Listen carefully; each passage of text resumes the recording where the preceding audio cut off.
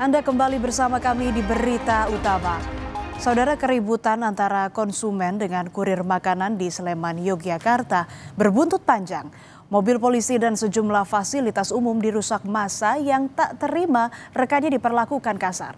Bertameng aksi solidaritas, Sabtu 5 Juli, sejumlah kurir makanan mendatangi sebuah rumah di daerah Kapanewon Godean, Kabupaten Sleman, Yogyakarta. Aksi itu imbas dari kejadian pada 3 Juli di mana seorang kurir makanan bernama Arzeto diduga diperlakukan kasar dan rekannya Ayuning Tias diduga turut dianiaya hanya karena mereka terlambat mengirim makanan. Ratusan kurir yang tersinggung menggeruduk rumah pelaku penganiayaan untuk menuntutnya meminta maaf.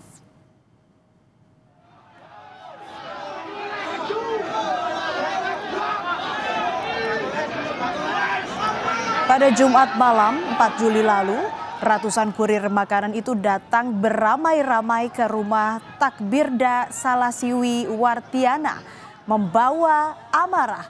Mereka ikut terluka saat mengetahui rekannya mengalami perlakuan tak mengenakan dari pengguna jasa yang sempat mengaku sebagai orang pelayaran.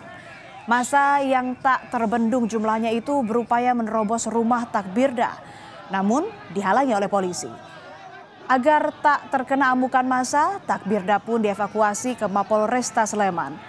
Kericuhan tak terhindarkan saat massa menyusul ke Mapolresta Sleman. Mereka menuntut Takbirda meminta maaf.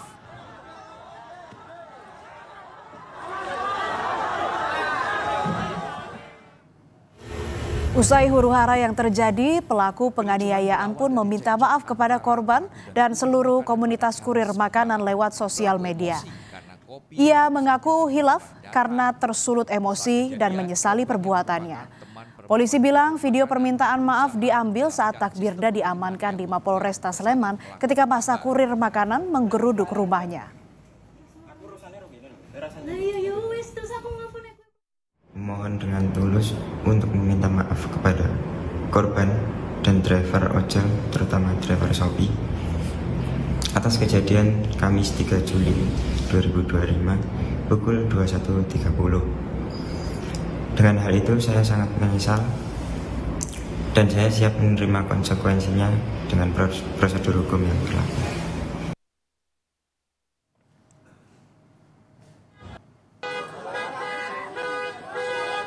Namun saudara, permintaan maaf pelaku tak mampu membendung amarah kurir makanan online. Massa memutuskan kembali ke rumah Takbirda. Personel polisi pun rupanya sudah berjaga untuk mencegah tindak anarkistis. Melihat hal itu, amarah massa kurir makanan pun memuncak. Kemarahan itu berujung perusakan mobil patroli Polsek Godean. Selain mobil patroli, massa juga merusak sejumlah fasilitas umum.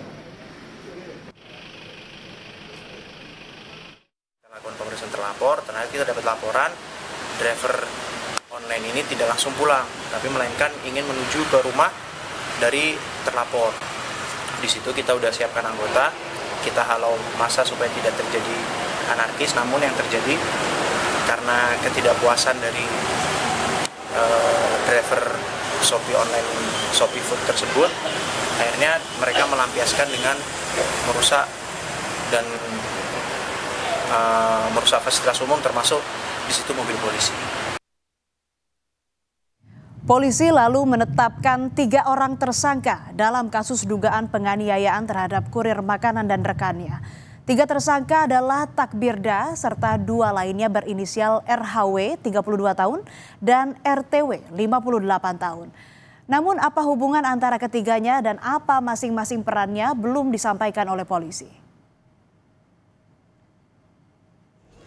Setelah ditetapkan sebagai tersangka, polisi pun langsung menahan ketiganya.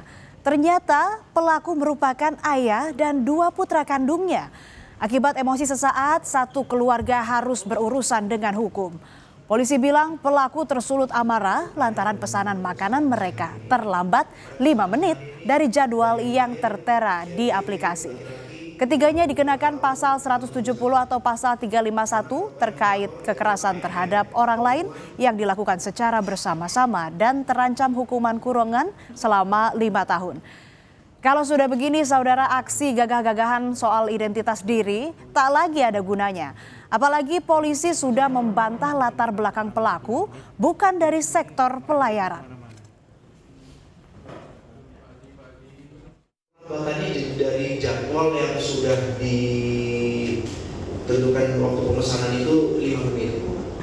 Untuk dari TTW tersebut bukan dari pelayaran atau sekolah pelayaran, cuman yang bersangkutan kerja di perusahaan sebagai staf admin pelabuhan Vatuvia Morowali, Sulawesi Tengah. Adapun pasal dan ancaman hukuman yang kita kenakan itu pasal 170 atau pasal 351 KUHP tentang secara bersama-sama melakukan kekerasan terhadap orang atau penganiayaan dengan ancaman hukuman 5 tahun penjara.